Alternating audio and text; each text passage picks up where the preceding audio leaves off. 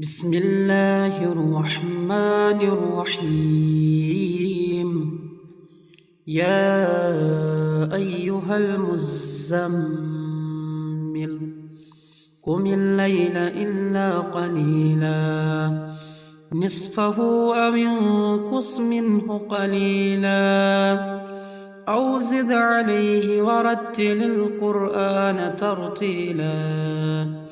إنا سنلقي عليك قولا ثقيلا إن ناشئة الليل هي أشد وطئا وأقوم قيلا إن لك في النهار سبحا طويلا واذكر اسم ربك وتبتل إليه تبتيلا رب المشرق والمغرب لا إله إلا هو فاتخذه وكيلا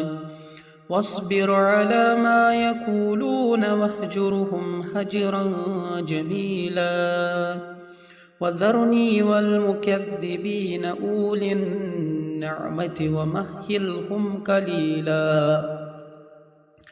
إن لدينا أنكالا وجحيما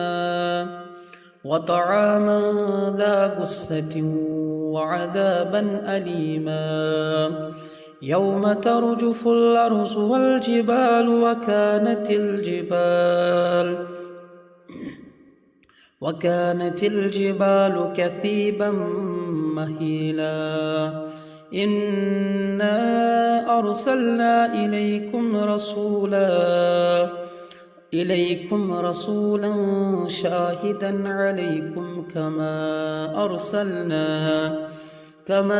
أرسلنا إلى فرعون رسولا فعصى فرعون الرسول فأخذناه أخذا وبيلا فكيف تتقون إن كفرتم يوما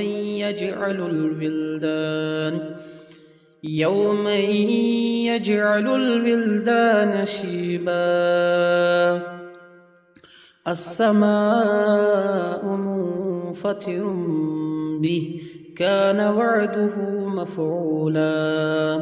إن هذه تذكرة فمن شاء اتخذ إلى ربه سبيلا